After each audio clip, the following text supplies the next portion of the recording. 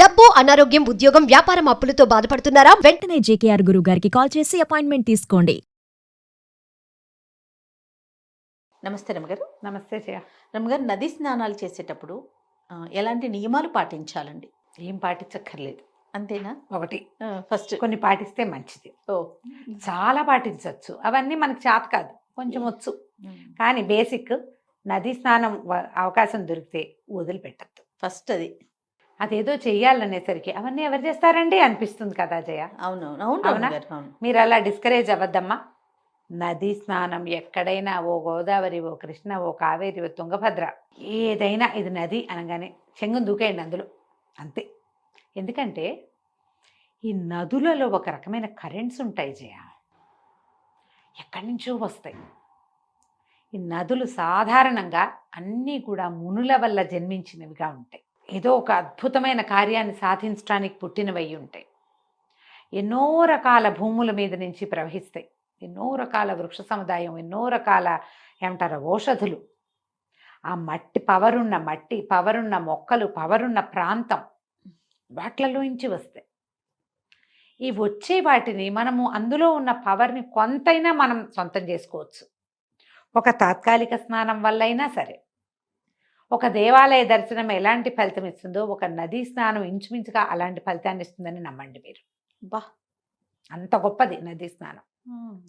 ఏదో చెరువు స్విమ్మింగ్ పూల్స్లో దూకట్లేదమ్మా, మనం చేసుకునేవే గోతులు, మనం తీసుకున్న గోతులే మనమే సిమెంట్ చేస్తాం, దాని నిండా సిమెంటు, క్లోరిను, దిబ్బ తిరుగుండం, నీళ్లు. అవును, అంతేనా? నీళ్లు కనపడితే ఉద్రేకంగా ఉంటుంది చాలా మందికి. ఈ దిగుతాం, వీటి వల్ల వచ్చే ప్రయోజనం లేదు, కేవలం నీటిలోకి దిగటమే కానీ, అంతే కదా? అంతేగా. కానీ నదులు అట్లాంటివి కాదు, వాటికి సహజ సిద్ధంగానే శక్తి ఉంటుంది. దాంట్లోకి వెళ్తే ఎంతో కొంత ఉపయోగపడుతుంది. నదీ స్నానం వల్ల ఉన్న ప్రయోజనాలు అన్నీ ఇన్నీ కాదు. మీకు మళ్ళీ ఇంకోటి ఏంటంటే, ఈ స్నానం చేశాక సమీపంలో ఉన్న దేవాలయ దర్శనం చేయగలిగారా, ఒకటికి 10 లాభం మీకు. నదీ స్నానం చేసి దేవాలయ దర్శనం చేయడం. శ్రీశైలం వెళ్తాం, శ్రీశైలం మనం ఎలా వెళ్తున్నాం జయ, పరిగెట్టుకుంటూ వెళ్ళి పరిగెట్టుకుంటూ వచ్చేస్తున్నాం. అవును కదా రమ్మగారు. అంతేగా. ఇవాళ పొద్దున వెళ్తాం, రేపు పొద్దున వచ్చేస్తాం. అంతే. హైదరాబాద్ నుంచి అయితే అంతే. రాత్రికి రాత్రి తిరిగి వచ్చేసే వాళ్ళు కూడా కొన్ని ఉంటాయి కొంతమంది, అవి కూడా సాయంత్రమే వచ్చేస్తున్నాం. అదే చేస్తున్నాం. కానీ స్నానం చేద్దాము, పాతాళ గంగలోకి వెళ్దాం, అలాంటివి ఆలోచిస్తున్నాం మనం. ఆలోచించట్లా. ఆ వెళ్తుంటే దారిలో స్నానం చేసే వాళ్ళు కృష్ణలో కనిపిస్తుంటారు. ఆహాహా, వీళ్ళు ఎవరో స్నానం చేస్తున్నారే అనుకుని వెళ్ళిపోతాం. స్నానం చేయటమే పనిగా వెళ్ళిన వాళ్ళు కొంతమంది ఉంటారు. ఎంతమంది చేస్తున్నామో ఆలోచించండి. ప్రతిసారి కాకపోయినా అప్పుడొకసారైనా తీసుకోవాలి. పుష్కరాలు వస్తాయి, అప్పుడు ఒక ఉద్రేకంగా ఉంటుంది మనకి. అందరూ వెళ్ళిపోతున్నారు, మనం వెళ్ళటం లేదా, పరిగెడతాం. అప్పుడు మామూలుగా కూడా చేయొచ్చునే. పుష్కరాలు ఉన్నప్పుడు చేయొచ్చు, మామూలుగా కూడా నదీ స్నానం చేయొచ్చు. ఏ కాశీయో వెళ్తారు, శ్రీరంగం వెళ్తారు. కాశీ వెళ్తే అందరూ గంగా స్నానం ఖచ్చితంగా చేస్తారు. శ్రీరంగం వెళ్ళిన వాళ్ళు కావేరీ స్నానం చేస్తున్నారా, అదొకటి చూసుకోండి. మొన్న నేను ఉజ్జయిని వెళ్ళాను, క్షిప్రలో స్నానం చేయలేదు జయ. నాకు ఎంత బాధగా ఉందో, మళ్ళీ వెళ్ళిపోవాలని ఉంది. ఎందుకంటే మేము ఉన్నది ఒక చోట, ఆ నది ఇంకొక చోట, ఏమిటో నడక, ఏదో గందరగోళం. ఆ మొత్తం అంతా అయిపోయి తిరిగి వచ్చే పూట చూసి ఆ స్నానం చేస్తున్న వాళ్ళని చూస్తే నాకు వచ్చింది జయ కుళ్ళు. మామూలుగా నాకు కుళ్ళిపోతాను, అవి ఉండవు, దేన్ని చూసినా రాదు.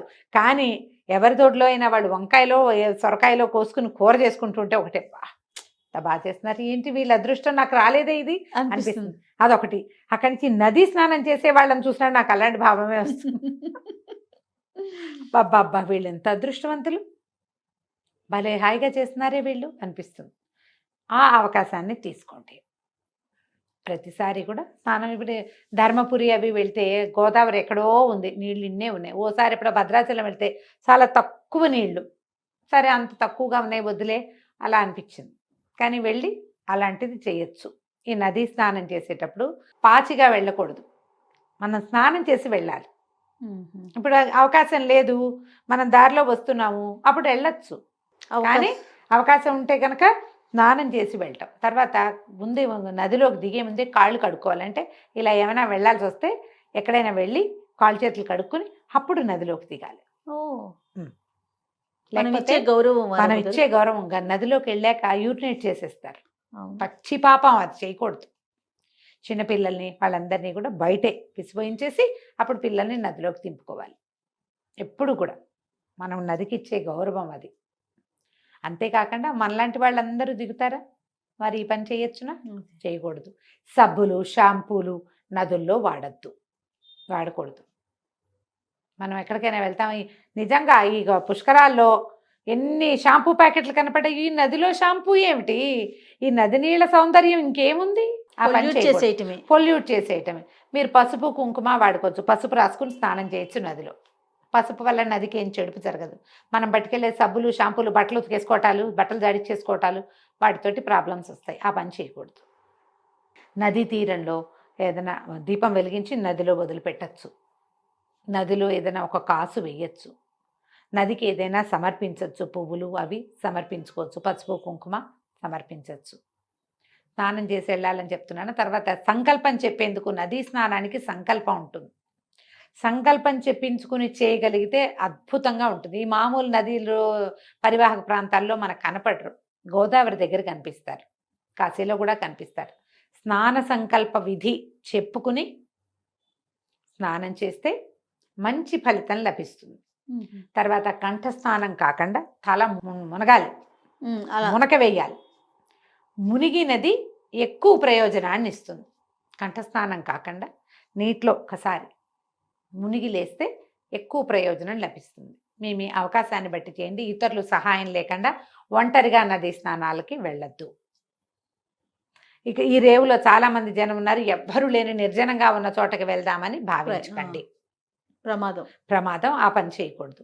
జనం ఉన్న చోటే మంచిది. తర్వాత ఎవరైనా మనకేసి చూస్తున్నారేమోనని పరిశీలించకూడదు. మనం ఎవరికేసి చూడకూడదు. నదీ స్నానాల్లో అది నియమం. మగవాళ్ళు అయితే తర్పణాలు విడవటం, వాళ్ళ పెద్దవాళ్ళ మాట పేరు ఎవరిదైనా తలుచుకుని ఇవ్వచ్చు. తర్వాత సూర్యుడికి అర్ఘ్యం ఇవ్వచ్చు.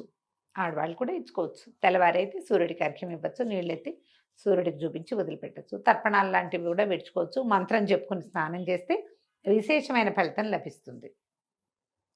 మీకు అవకాశం వస్తే మాత్రం వదిలిపెట్టకండి. ఇవేం చెప్పే అవకాశం లేదు, అక్కడ పువ్వులు వేయలేము, దీపాలు వదలలేము, ఏమీ చేయలేము. స్నానం చేయగలము కదా, అవకాశాన్ని మాత్రం అదైనా వదిలిపెట్టకుండా తీసుకోండి. సెలయేర్లు, పైనుంచి పడే జలపాతాలు కానీ, నదులు కానీ, సముద్రాల్లో కానీ స్నానం చేసే అవకాశం వస్తే మానద్దు. కానీ ఈ 3 చోట్లకి కూడా ఒంటరిగా వెళ్ళకండి. నేను తాను కూడా కాదు, ఇంకా ఉండాలి జనం. మన ఇద్దరమే ఉన్నాం పర్వాలేదు అనుకోకండి. కొంచెం నలుగురు ఉండాలి. అక్కడ నలుగురు మనుషులు కనపడ్డ చోట దిగచ్చు, మనుషులు లేని చోట్ల మాత్రం దిగద్దు. నదికి నమస్కారం చేసుకోండి.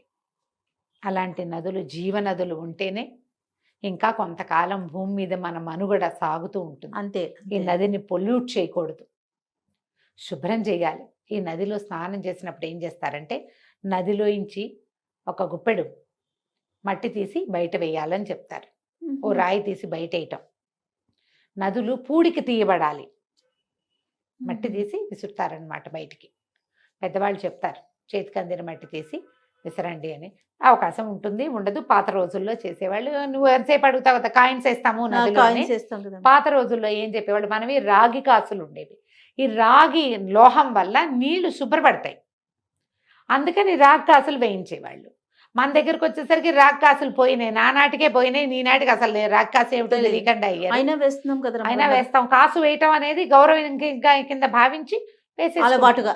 ఈ లోహాల వల్ల మన నదికి ఒరిగేది నిజంగా ఏం లేదు, ఏం ఉండదు. కానీ రాగి కాసు, మీరు ఏదైనా నది స్నానానికి వెళ్తుంటే ఒక రాగి కాసు కొనుక్కోండి, బజార్ వెళ్ళి ఒక కాసు కొనండి, తీసుకెళ్ళి వేయండి. సూపర్. అప్పుడు నది నీళ్ళని శుభ్రం చేసిన ఫలితం మనకు లభిస్తుంది. తప్పకుండా. అంతే. చాలా సంతోషం రమ్మ గారు. నమస్తే. నమస్తే.